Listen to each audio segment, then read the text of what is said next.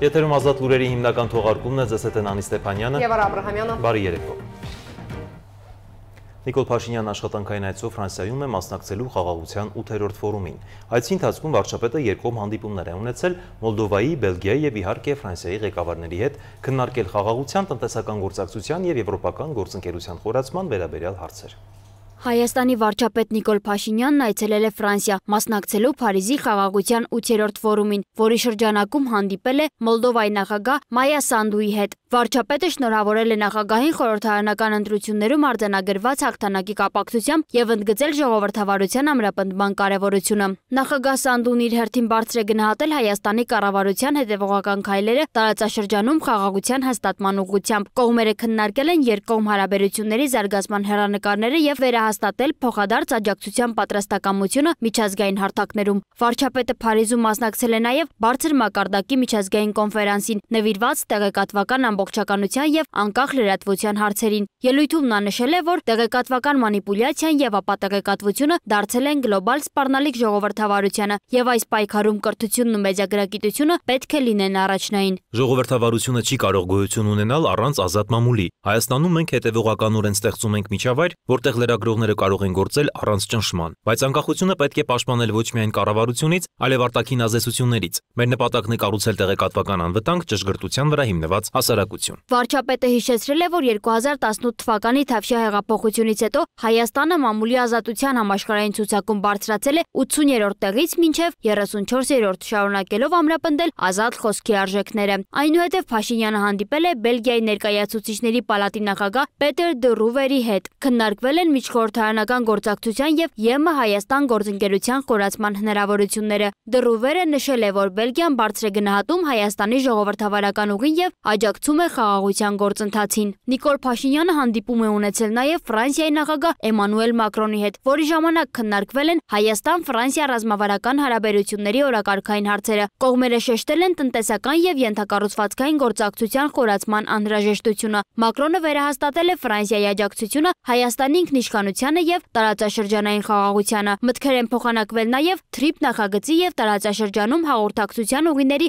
ապաշրջափակման ուղղությամբ իրականացվող քայլերի շուրջ։ Այդ համատեքստում վարչապետն անդրադարձել է իրականացվող աշխատանքների ընթացքին։ Նիկոլ Փաշինյանը եւ Էմանուել Մակրոնը քննարկել են նաեւ Հայաստան-Եվրոպական միություն գործակցության հետագա զարգացմանն առնչվող հարցեր։ Վարչապետ Նիկոլ Փաշինյանը մասնակցել է նաեւ առաջնորդության խաչմերուկներում խորագրով քննարկմանը։ Նա հայտարարել է, որ Հայաստանի եւ Ադրբեջանի միջև արդեն ձևավորվել է խաղաղություն Վաշինգտոնում ձեռք բերված պայմանավորվածությունների հիման վրա, ինչը պատմական հնարավորություն է տարածաշրջանի համար։ Այսօր կարող եմ վստահ ասել, մենք ունենք խաղաղություն Ադրբեջանի հետ, դա պատմական շրջադարձ է ոչ միայն մեր երկկողմ հարաբերությունների, այլև ամբողջ Հարավային Կովկասի համար։ Վաշինգտոնյան հռչակագրով մենք համաձայնության ենք եկել բացել տարածաշրջանային հաղորդակցուղիները, հարգելով տարածքային ամբողջականությունն ու ինքնիշխանությունը։ Սա նոր էջ է խաղաղ եւ բարգավաճ տարածաշրջանի ստեղծման ճանապարհին։ Նա հավելել է, որ թրիփ տարածաշրջանային նախագիծը կարող է դառնալ տնտեսական առաջընթացի եւ միջազգային տրանսպորտային կապերի նոր հանգույց, իսկ առաջիկա խորհրդարանական ընտրությունները խաղաղության օրակարգի ամրապնդման հնարավորություն։ Փաշինյանը հանդիպել է նաեւ մարդու իրավունքների հարցերով ԵՄ հատուկ ներկայացուցիչ Կայսա Օլոնգրենի հետ։ Կողմերը քննարկել են մարդու իրավունքների պաշտպանության ժողովրդավարական ինստիտուտների ամրապնդման եւ օրենքի գերակայության ապահովման հարցեր։ Սոնա Գիշյան, Free News, Ազատ լուրեր։ Ամփոփվեցին Եվրանեստ խորհրդարանական վեհաժողովի 12-րդ լիագումար նստաշրջանի աշխատանքները։ Հայ եւ միջազգային պատվիրակությունների ներկայացուցիչները բարձր են գնահատել համաժողովի աշխատանքները, որոնց արդյունավետության վկայությունը նոր գործընկերություններն են։ Այս օրերին նստաշրջանի քննարկումների առանցքում են եղել տարբեր հարցեր՝ ժողովրդավարությունից մինչև անվտանգություն։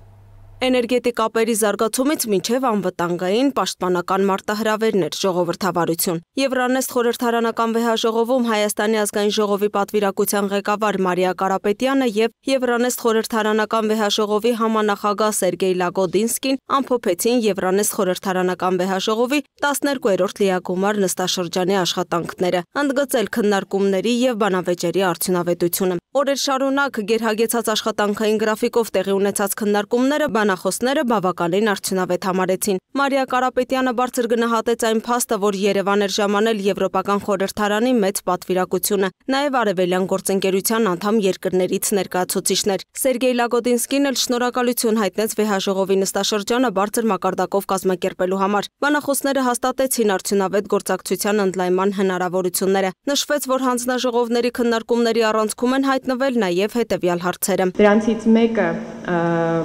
կապակցելիության մասին էր, նկատի ունեմ ապաշրջափակման, մեզ ավելի ծանոթ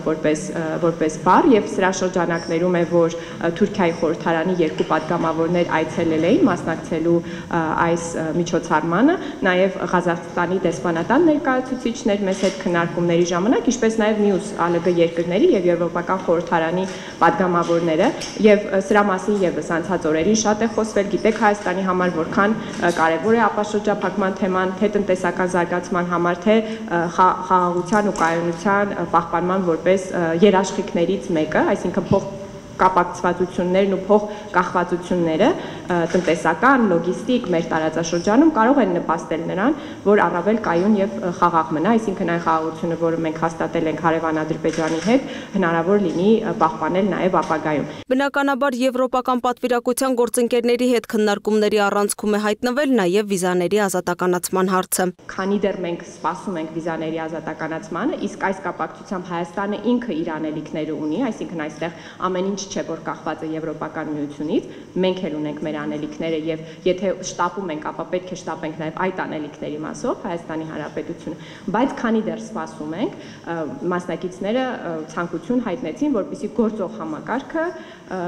վիզաների ստացման դյուրացվի, գիտեք, որ շատ հաճախ հերթերի մասին հնչում են քննադատություններ։ Անվտանգություն, քաղաքականություն, կապ, Սևծովյան ռազմավարություն, համաշխարհային դարպաս եւ միջանձնային կապեր։ Եվրանեստ խորհրդարանական վեհաժողովի համանախագահ Սերգեյ Լագոդինսկին էլ իր խոսքում առանձնացրեց այս հարցերը, որոնք այս քննարկումների մեջ իր համար առանձնահատուկ կարևորություն ունեին։ Կարծում եմ այս կապը միայն ճանապարհ կամ երկաթուղի չէ, այն հնարավորություն է տալիս մեր ստանդարտները, շուկաները ավելի համատեղելի դարձնելու, առհասարակ հեշտ է սահմանահատել, եթե երկրները բարեդրացիական հարաբերություններ ունեն։ Ես այստեղ մի գեղեցիկ հյուրանոցային համարից տեսնում եմ Արարատ լեռը։ Ես կարող եմ այնտեղ հասնել 50 րոպեում, բայց երբ Google-ով եմ նայում, ինձանից բավականին ժամանակ է պահանջվելու այնտեղ հասնելու համար։ Ինչու, որովհետև պետք է հատել սահմանը։ Հետևաբար պետք է խոսել թուրք գործընկերների հետ եւ բացել սահմանները, իսկ Եվրամիությունը կարող է հանդես գալ որպես միջնորդ այդ գործընթացում։ Պաշտոնյան անդրադարձավ նաեւ հայ-ադրբեջանական հարաբերությունների կարգավորմանը եւ ըստ այդմ խաղաղություն հաստատելու Հայաստանի պատրաստակամությանը նշելով. Հայաստանի այդ նախաձեռնողականությունը պարզապես հիանալի է։ Մենք բազմիցս ասել ենք, որ աջակցում ենք այս գործընթացին։ Մենք տեսնում ենք, որ որոշակի առաջընթաց կա,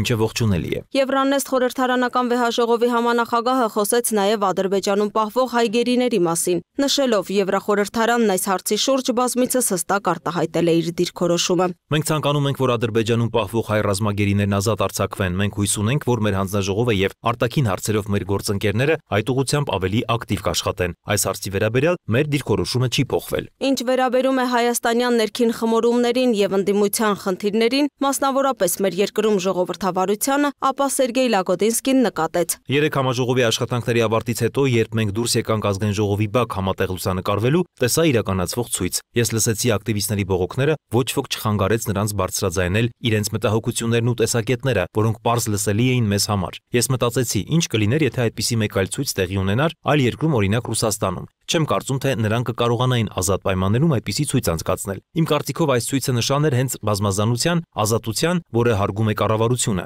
Ուստի ես վստահում եմ ձեր կառավարությանն ու վարչապետին։ Ըստ Եվրանեստ խորհրդարանական վեհաժողովի համանախագահի արևելյան գործընկերությունը պետք է վերածվի ռազմավարական գործիքի։ Նրանք, ովքեր կպաշտպանեն եվրոպական արժեքները, կստանան Եվրամիության աջակցությունը։ Լուսինե Գրիգորյան, Տիգրան Ղազարյան, Free News, Ազատ լուրեր։ Ադրբեջանի նախագահ Իլհամ Ալիևը մտադիր չէ մասնակցել 2026 թվականի մայիսին Հայաստանում կայանալիք Եվրոպական քաղաքական ընկերակցության գագաթնաժողովին։ Այս մասին գրում է ադրբեջանական Կալիբր կետազը։ Երկկողմ հարաբերությունների ներկայիս մակարդակը դեռևս թույլ չի տալիս նախագահ Ալիևի այցը Երևան դիտարկել որպես ակտուալ քայլ։ Ադրբեջանը ելնում է իրական գործողությունների սկզբունքից, բարձր մակարդակով այցը առանց ստորագրված պայմանագրի եւ առանց գործնական մեխանիզմների գործարկման կարող է կեղծ տպավորություն ստեղծել գործընթացի ավարտվածության մասին։ Քանի դեռ իրավական բազան ձևակերպված չէ եւ պարտավորությունները չեն սկսել կատարվել, նման քայլերը վաղաժամ կլինեն, գրում է ադրբեջանական աղբյուրը։ Միաժամանակ նշվում է, որ ապագայում բարձր մակարդակի այցերի հեռանկարը չի բացառվում։ Պաշտպանության նախարար Սուրեն Պապիկյանը քննչական կոմիտեի նախագահ Արթուր Պողոսյանի ու կոմիտեի ղեկավար կազմի հետ այցելել է Հանրապետության հարավարևելյան սահմանագոտի, հետևել ամրաշինական եւ ինժեներական աշխատանքների ընթացքին։ Այնուհետև նախարար Պապիկյանն ու նախագահ Պողոսյանն այցելել են բանակային դիրքեր, զրուցել հերթապահություն իրականացնող անձնակազմի հետ։ Բարեխիղճ ծառայությամբ աչքի ընկած մի շարք զինծառայողների պաշտպանության նախարարն ու քննչական կոմիտեի նախագահը պարգևատրել են շնորհակալագրերով եւ արժեքավոր նվերներով։ Պաշտպանության նախարարությունը հերքել է տարածվող լուրերը, թե 2026 թվականին բանակից մեծ թվով սպաների զորացրում է կատարվելու։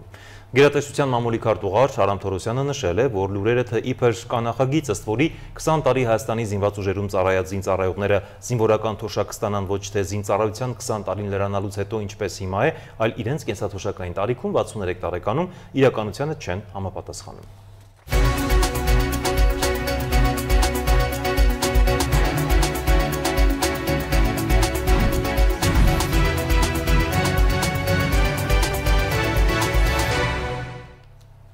Կառավարությունը այսօրվա նիստում նաև հավանություն է տվել Կիպրոսում Հայաստանի ռազմական կցորդ նշանակելու նախագծին, որոշումը պայմանավորված է պաշտպանության ոլորտում հայ-կիպրական հարաբերությունների խորացմամբ եւ գործակցության ընդլայնման անհրաժեշտությամբ։ Նախագծում նշվում է, որ հաստիքը ընդլայնվելու է համատեղվելով Հունաստանում Հայաստանի ռազմական կցորդի հետ, իսկ լիազորությունները կիրականացվեն պաշտպանության եւ արտաքին գործերի նախարարությունների համատեղ կարգավորմամբ։ Հայաստանի կառավարությունը մտադիր է քննարկել սահմանամերձ բնակավայրերում անհատական տների կառուցման ամբողջական սուբսիդավորման ծրագրի վերսկսման հնարավորությունը։ Այս մասին ազգային ժողովի մշտական հանձնաժողովների համատեղ նիստում 2026 թվականի պետական բյուջեի նախագծի քննարկման ժամանակ հայտարարել է աշխատանքի եւ սոցիալական հարցերի նախարար Արսեն Թորոսյանը։ Նա նաև հայտնել է, որ Լեռնային Ղարաբաղից տեղահանվածների բնակարանային ապահովման ծրագրի իրականացման համար հատկացվել է 800 միլիարդ դրամ, ինչը աննախադեպ է։ Նիստի մանրամասները ներկայացվող տեսանյութում։ Հայաստանի կառավարությունը Լեռնային Ղարաբաղից բռնի տեղահանված անձանց աջակցության համար հաջորդ տարի կհատկացնի 20 միլիարդ դրամով ավելի շատ գումար, քան այս տարի է։ Այս մասին ազգային ժողովի մշտական հանձնաժողովի համատեղ նիստում Հայաստանի Հանրապետության 2026 թվականի պետական բյուջեի մասին օրենքի նախագծի նախնական քննարկումների ժամանակ ասաց աշխատանքի եւ սոցիալական հարցերի նախարար Արսեն Թորոսյանը, հավելելով Լեռնային Ղարաբաղից տեղահանվածների համար բնակարանային ապահովման ծրագրի իրականացման համար հատկացվել է 800 միլիարդ դրամ, ինչը աննախադեպ է։ Նախարարը տեղեկացրեց, ամենօրյա ռեժիմով աշխատում են Լեռնային Ղարաբաղից տեղահանվածների հետ, փորձելով լուծել այն խնդիրները, որոնք ծագում են ծրագրին դիմելիս, այնուհետև ներկայացրեց վիճակագրությունը։ Ծրագրի շրջանակներում արդեն ստացել են հավաստագիր 3202 ընտանիք եւ 12826 անձ, այսինքն ընտանիքներ եւ ֆիզիկական անձանց թիվներ գիտենք, եւ որոնցից 1198-ը կամ 1200-ը եւ 5242-ը արդեն իրացրել են իրենց հավաստագրերը եւ բնակվում են իրենց սեփական տներում։ Թորոսյանը նաեւ տեղեկացրեց, որ ծրագրին դիմելու գործընթացը հեշտացնելու համար այս պահին որոշ փոփոխություններ են իրականացվում։ Այժմ ծրագրի շահառու միավոր կազմում պարտադիր ընդգրկման պահանջը չի տարածվի այն ընտանիքների անդամների վրա, որոնք դատարանի որոշմամբ ճանաչվել են անհայտ բացակայող։ Բացի այդ, այն ընտանիքների անդամները, որոնք 2023 թվականի սեպտեմբերի 19-ի դրությամբ դարձել են 18 տարեկան, կարող են ցանկության դեպքում ստանալ առանձին հավաստագիր, որպես ինքնուրույն ընտանիք։ Փաստաթղթերի պահանջվող նվազագույն քանակը եւս կրճատվել է։ Նախկինում պահանջվող 2 փաստաթղթի փոխարեն սահմանվել է 1-ը, եթե այն վերաբերում է 2022 թվականի դեկտեմբերի 12-ից մինչև տեղահանումն ընկած ժամանակահատվածին։ Արսեն Թորոսյանը հավելեց, ծրագիրը մնում է կառավարության առաջնահերթ ուղղություններից մեկը եւ աշխատանքները շարունակվելու են մինչև Լեռնային Ղարաբաղից տեղահանված բոլոր ընտանիքների բնակարանային ապահովումը։ Նախարարի խոսքով աշխատանքի եւ սոցիալական հարցերի ոլորտի ֆինանսական աջակցությունը 2025 թվականի համեմատ աճել է 9.6%-ով։ Կենսաթոշակային ապահովության ծրագրի բյուջեն, որին բաժին է ընկնում 590.8 միլիարդ դրամ կամ ոլորտի բյուջեի 59.5%-ը, այդ թվում որից 244 միլիարդ դրամը կൂട്ടակային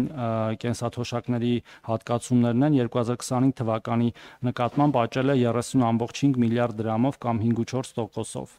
Սոցիալական ապահովություն ծրագիրը, որին բաժին է ընկնում 140.1 միլիարդ դրամ կամ ոլորտի բյուջեի 14.1%-ը 2025 թվականի նկատմամբ աճել է 17.4 միլիարդ դրամով կամ 14.2%-ով։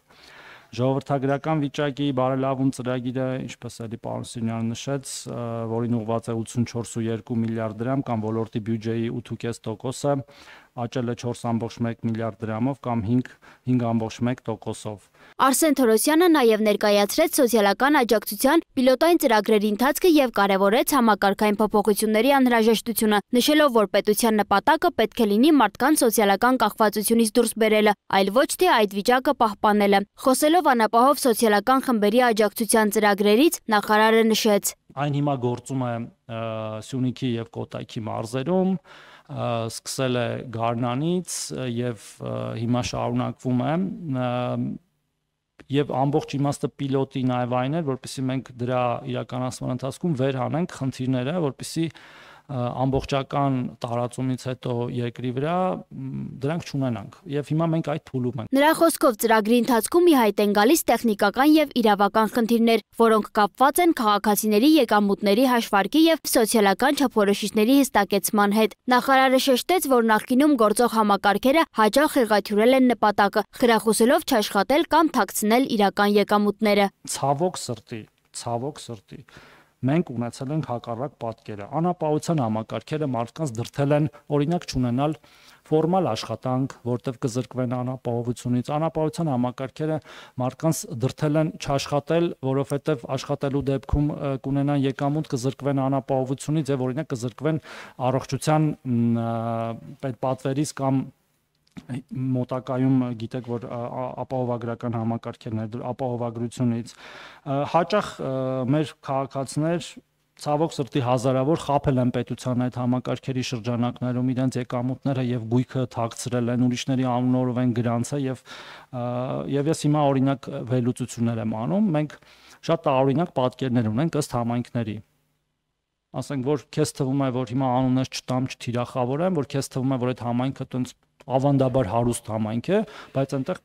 կարծես թե անապահովները ավելի շատ են, քան հարաբերական քո իմացածով ավելի աղքատ համայնքում։ Թորոսյանը հավելեց, որ սոցիալական քաղաքականության հիմքում պետք է լինի աշխատանքն ու արժանապատվությունը։ Ըստ նրա, բարեկեցիկ եւ արժանապատիվ կյանք հնարավոր է միայն աշխատանքի շնորհիվ։ Եթե մարդն աշխատունակ է, պետք է աշխատի, իսկ եթե ոչ, պետությունը պետք է հոգ տանի նրա մասին արժանապատվորեն։ Նախարարը նաեւ անդրադարձավ սահմանամերձ բնակավայրերում ընտանիքների բնակարանային մատչելիության ծրագրին, հատկապես Բաղանիս, Բերքաբեր, Կիրանձ եւ Ոսկեպար գյուղերում, որտեղ 16 միլիոնի փոխարեն ֆինանսավորումը կազմել է 21 միլիոն դրամ։ Ծրագրի շրջանակներում ըստ էության կարելի ասել այսօրվա դրությամբ տվյալները մեկ շաբաթվա հնության են։ Հաստատվել է 2299 շահառուի հայտ, որից 2232-ը արդեն վարկավորվել է, ինչը նշանակում է, որ այդ ընտանիքները սկսել են շինարարական աշխատանքները։ Նիստում ֆինանսների փոխնախարար Վահան Սիրունյանը տեղեկացրեց, որ 2026 թվականի պետական բյուջեի նախագծով նախատեսվող հատկացումներով աշխատանքի եւ սոցիալական հարցերի նախարարությանը նախատեսվում է հատկացնել 990 միլիարդ 17 միլիոն դրամ, ինչը կառավարության սոցիալական քաղաքականության ամենախոշոր ֆինանսական ուղղություններից մեկն է։ Ըստ փոխնախարարի հատկացումը կազմում է գերատեսչության ընդհանուր ծախսերի գրեթե 99.8%-ը։ Փոխնախարարն ընդգծեց, որ նախատեսվող բյուջեն հնարավորություն կտա շարունակելու եւ ընդլայնելու սոցիալական պաշտպանության գործող ծրագրերը, ներառյալ աշխատաշուկայի զարգացման, սոցիալական նպաստների, ընտանիքների եւ տեղահանված անձանց աջակցության նախաձեռնությունները։ Սոնա Գիշյան, Տիգրան Ղազարյան, Free News, Ազատ լուրեր։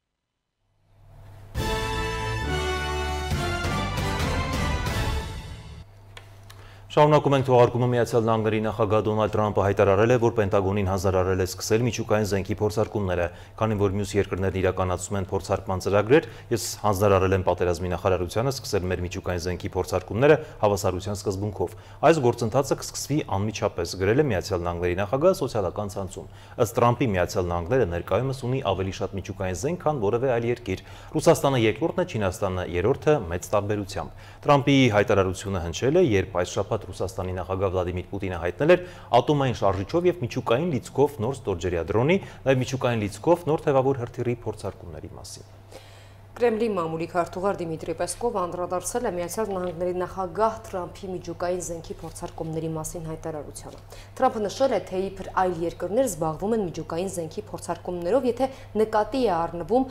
Բովերվեսնիկը, ապա այդ տեղեկությունը չի համապատասխանում իրականությանը։ Հայտարարել է Պեսկովը, ինչ վերաբերում է Թրամփի միջուկային փորձարկումների վերաբերյալ հայտարարություններին, ապա Պեսկովը ընդգծել է, թե դա Միացյալ Նահանգների ինքնիշխան իրավունքն է։ Նա նաև ասել է, թե Միացյալ Նահանգները չի տեղեկացրել Ռուսաստանին միջուկային փորձարկումներ անցկացնելու մտադրությունների մասին։ Միջազգային մյուս նորություններին տեսաշարով ծանոթացեք։